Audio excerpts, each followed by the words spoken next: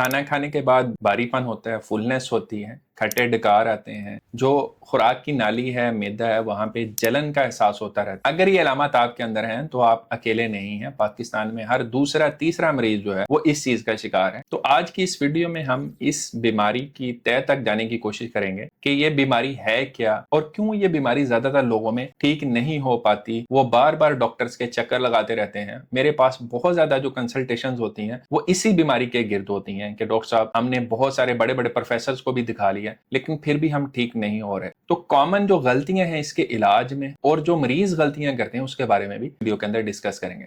जो लोग इस चैनल पे नए हैं, मेरा नाम डॉक्टर अतीक है, मैं फैमिली फिजिशियन हूं और मेडिकल एजुकेटर हूं। और आज की इस वीडियो के अंदर हम मैदे की सोजिश, जिसको हम गैस्ट्राइटिस कहते हैं, उसके बारे में बात करेंगे कि उसकी अलामत क्या है, इसकी वजूहात क्या है और इसको मुकम्मल ठीक कैसे करना है ताकि ये प्रॉब्लम आपको दोबारा से ना हो। गैस्ट्राइटिस बेसिकली हम कहते हैं मैदे की सोजिश को। मैदा जो है वो हमारा खुराक को हजम करने में सबसे अहम किरदार अदा करता है। यहाँ से एक एसिड रिलीज होता है जिसको हम हाइड्रोक्लोरिक एसिड या HCl कहते हैं। यह बहुत ही स्ट्रॉन्ग एसिड होता है, लेकिन जो मैदे की दीवारें होती हैं वो भी बहुत स्ट्रॉन्ग होती हैं, वो इस एसिड को बर्दाश्त कर सकती हैं। लेकिन अगर ये एसिड बहुत ज्यादा पैदा होता रहे तो उससे ये दीवारें जो है वो कमजोर हो जाती हैं, इसके ऊपर खराशें आ जाती हैं जो कि बाद में सोजिश का शिकार हो जाती हैं। इसी को हम गैस्ट्राइटिस कहते हैं। तो ज्यादातर जो अलामत लोगों में आ रही होती हैं वो मैदे की सोजिश की ही अलामत होती हैं, जैसे कि मैदे के अंदर जलन होना, खुराक की नाली के अंदर जलन होना, खट्टी डकारें आना, खाना खाने के बाद फुलनेस यानी ज्यादा देर तक भूख ना लगना, जब भूख नहीं लगेगी तो उसकी वजह से आहिस्ता आहिस्ता वजन जो है वो कम हो जाना, इसके अलावा सीने के अंदर दर्द होना। तो ये सारी अलामत जो है वो गैस्ट्राइटिस की वजह से ही ज्यादा लोगों में आ रही होती हैं।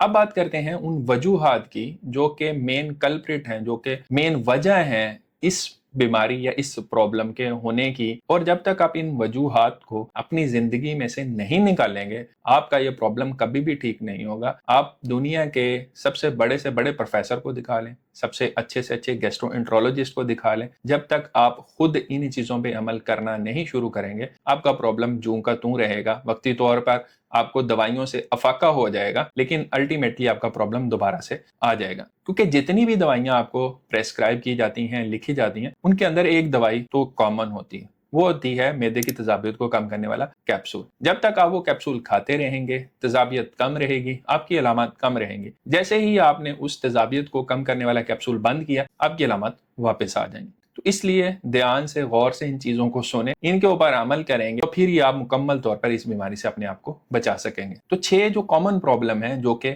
वजह बन रहे हैं मैदे की सोजिश की, उसमें सबसे पहला जो है बहुत ज्यादा मसालेदार, बहुत ज्यादा चिकनाई वाले, बहुत ज्यादा घी वाले खाने इस्तेमाल करना। जिस भी पाकिस्तानी से आप पूछेंगे तो वो कहेगा कि नहीं, हमारे खाने के अंदर बहुत ज्यादा मिर्च मसाला नहीं होता। लेकिन अगर आप अपने पाकिस्तान से बाहर ट्रैवल करें, बाहर जाके देखें कि लोग किस लेवल की मिर्च मसाला खाने के अंदर खाते हैं, तो आपको आइडिया होगा कि हम उनसे 100 टाइम्स जो है वो मिर्च मसाले ज्यादा खाते हैं। तो इसलिए जब आप 100 टाइम्स ज्यादा खा रहे हो तो डॉक्टर आपको कह भी दे कि आप अपना नमक मिर्च मसाला थोड़ा कम कर लें, तो आप 70 पे आ जाएंगे, मैक्सिमम 50 पे आ जाएंगे। लेकिन फिर भी आपका जो मिर्च मसाला होगा खाने में वो बहुत ज्यादा हाई होता है। जो मिर्च मसाले ज्यादा होते हैं वो क्या करते हैं, जो आपका मैदा है उसकी लाइनिंग को इरिटेट करते रहते हैं, उससे फिर ज्यादा एसिड प्रोड्यूस होता रहता है। तो जब तक आप इसके ऊपर कंट्रोल नहीं करेंगे कभी भी आपका मैदा हील नहीं कर पाएगा। इसकी मिसाल मैं अक्सर देता हूं कि अगर किसी शख्स की जिल्द के ऊपर मिर्चें मली जाए तो इतनी ज्यादा फीलिंग नहीं आती, लेकिन अगर वहां पे जख्म हो जाए तो वहां पे अगर आप मिर्चें मलेंगे तो उससे फिर आपको ज्यादा तकलीफ होगी। तो यही वजह है कि आपको पहले कभी ये प्रॉब्लम नहीं होता था उन खानों से जो अभी आप खा रहे हैं, लेकिन अब आपको वो प्रॉब्लम कर रहे हैं। तो अक्सर क्योंकि मरीज कह देते हैं कि डॉक्टर साहब हम तो ये खाना बचपन से खा रहे हैं, पहले तो हमें ये प्रॉब्लम नहीं हुआ, क्योंकि पहले आपका मैदा तंदुरुस्त था तब आपको प्रॉब्लम नहीं हुआ। आपने इस तरह के खाने खा खा के आप अपने मैदे को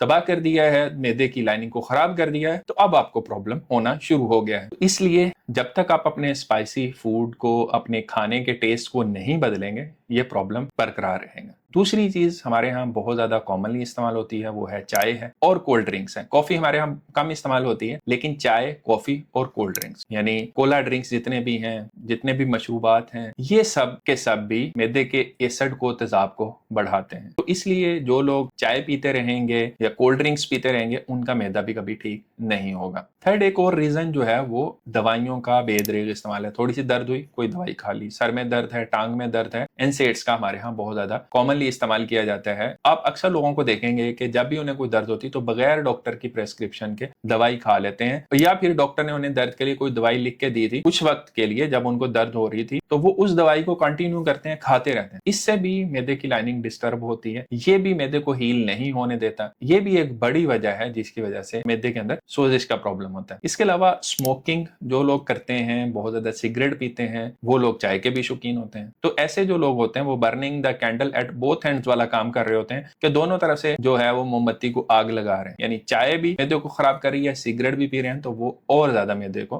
खराब कर रही है। तो ऐसे लोगों को सिगरेट नोशी को तर्क करना पड़ेगा, तभी जाके उनका मैदा जो है वो बेहतर होगा। इसके अलावा एक और जो बड़ी वजह है जिसको अक्सर इग्नोर किया जाता है या सही तरह से उसको डायग्नोज नहीं किया जाता, वो है H pylori infection. H pylori infection हमारे यहाँ बहुत ज्यादा कॉमन है, इतनी ज्यादा कॉमन है कि अक्सर लोगों को इसका अंदाजा नहीं होता। इनिशियली इसके कोई सिम्टम्स नहीं होते, लेकिन किसी शख्स को रिकरेंट बहुत ज्यादा मैदे के प्रॉब्लम्स हो रहे हैं, उसकी एक वजह जो है वो एच पाइलोरी इन्फेक्शन हो सकती है। इसके लिए प्रॉपर आपको 14 दिन का, 10 दिन का, 7 दिन का एंटीबायोटिक्स का एक प्रॉपर कोर्स होता है, वो करना होता है। तो उसके बाद एच पाइलोरी का इन्फेक्शन ठीक होता है। एच पाइलोरी का इन्फेक्शन अगर दवाइयों से ठीक हो भी जाए तो फिर भी मैदे की लाइनिंग को ठीक होते होते थोड़ा वक्त लगता है, लेकिन जब तक आप एच पाइलोरी का इन्फेक्शन ठीक नहीं करेंगे, मैदा जो है वो ठीक नहीं होगा। इसके अलावा स्ट्रेस भी एक बड़ी वजह है। परेशानी में अगर आप रहेंगे, चाहे वो बीमारी की है, चाहे वो फाइनेंशियल है, चाहे किसी किस्म की परेशानी, स्ट्रेस में आप रहेंगे, उससे मैदे में तेजाब ज्यादा पैदा होता है। जब मैदे में तेजाब ज्यादा पैदा होगा तो एसिडिटी की वजह से मैदे की लाइनिंग हील नहीं कर पाती। तो ये वो कॉमन प्रॉब्लम्स हैं जिनकी वजह से मैदे की सोजिश का प्रॉब्लम रहता है, गैस्ट्राइटिस रहती है, ठीक नहीं होती। बहुत सारे मरीजों को मैं ये बता बता के थक गया हूं कि गैस्ट्राइटिस का 70 to 80% इलाज जो है वो आपने खुद करना है। डॉक्टर जो है वो सिर्फ 20% आपकी मदद कर सकते हैं। अगर आप अपने लाइफस्टाइल को, अपनी डाइट को ठीक नहीं करेंगे तो डॉक्टरी दवाई से वक्ती तौर पे तो आपको आराम आ सकता है, लेकिन लॉन्ग टर्म जो है वो आपका मैदा ठीक नहीं होगा। आप अपने पैसे भी जाया करेंगे, अपनी एनर्जी भी जाया करेंगे, स्ट्रेस का भी शिकार रहेंगे। तो इसलिए जरूरी है कि आप अपनी डाइट के अंदर मॉडिफिकेशन लेके मिर्च मसालों को कम करें, चाय, कॉफी, कोल्ड ड्रिंक्स को कम करें, फलों सब्जियों को ज्यादा करें, पानी का इस्तेमाल ज्यादा करें, इस तरह जो सिगरेट पीते हैं वो भी बंद करें, और दवाइयों का डॉक्टर के मशवरे के बगैर इस्तेमाल जो है वो भी बंद करें। और जिन लोगों को एच पाइलोरी का इन्फेक्शन है उसका सही ट्रीटमेंट भी बहुत जरूरी है। जो लोग इन हदायत पे अमल करेंगे उनका मैदे का जो प्रॉब्लम है मुकम्मल तौर पे ठीक हो जाएगा। उम्मीद है ये वीडियो आपको इन्फॉर्मेटिव लगी होगी। अगर वीडियो अच्छी लगी है तो उसको लाइक करें, दोस्तों के साथ शेयर करें। इस तरह की मजीद वीडियोस को देखने के लिए चैनल को सब्सक्राइब भी कर लें। अल्लाह आपको, आपके घर वालों को और तमाम अहल वाल को अपनी हिफ्ज़-ओ-मान में रखे। अपना बहुत ख्याल रखिएगा। अल्लाह हाफिज।